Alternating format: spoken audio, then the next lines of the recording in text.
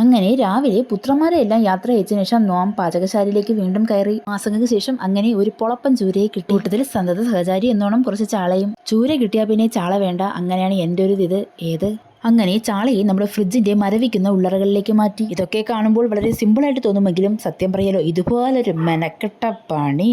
ചാച്ചിയുടെ video കണ്ട് മീൻ വെട്ടാൻ പഠിക്കാം എന്ന് കരുതി ആരെങ്കിലും ഇരിക്കുന്നുണ്ടെങ്കിൽ വിട്ടുപോയിക്കോ. പഠിച്ചു കഴിഞ്ഞാൽ പിന്നെ എപ്പോഴും നമ്മൾ തന്നെ വെട്ടേണ്ടി വരും. അങ്ങനെ ഞാൻ അറുത്തുകൂട്ടി ചൂരയിൽ നിന്നും പകുതി ചൂര ഫ്രിഡ്ജിലേക്കും പകുതി ചൂര ചട്ടിയിലേക്കും മാറ്റി. കുളിച്ച് ഈറനോട് വന്ന ചൂരയിലേക്ക് ആദ്യം മുളക് വീണു, പിന്നെ തക്കാളി വീണു, പിന്നെ മുരിങ്ങയ്ക്ക വീണു. എല്ലാത്തിലും ബാക്കിയായി അരപ്പും വീണു. ചാച്ചിയുടെ മീൻകറി എങ്ങനെയാണെന്ന് അറിയണമെന്ന് താല്പര്യമുള്ളവർ കമന്റിൽ രേഖപ്പെടുത്തുക. ചാച്ചിയെങ്കിലേ വീഡിയോ ഇടും. മഴയും തണുപ്പും കാരണം ചുരുണ്ടുകൂടി കിടന്ന കുഞ്ചിലേക്ക് മഞ്ഞ കളർ പൊടിയിട്ടു, പിന്നെയും ചുവന്ന കളർ പൊടിയിട്ടു, പിന്നെ ഉപ്പും ഇട്ടു. കരുകരുന്ന് വിരവി.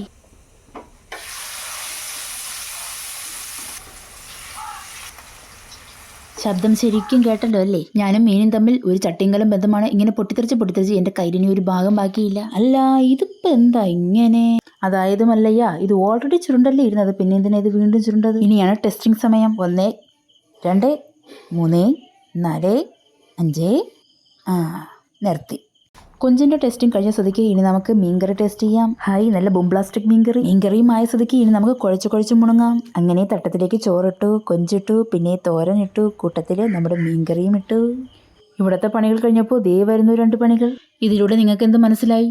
ഞാൻ പറയാം, ഭൂമിയുടെ അച്ചുതണ്ടിന്റെ സ്ക്രൂ ചെറുതായിട്ടൊന്ന് ലൂസായി കിടക്കുന്നുണ്ട്, അതാണ്. അല്ലെങ്കിൽ ഇത്ര പെട്ടെന്ന് സമയം പോവേണ്ട ഒരു കാര്യം. അപ്പോൾ ഇന്നത്തേക്ക് ഖതം.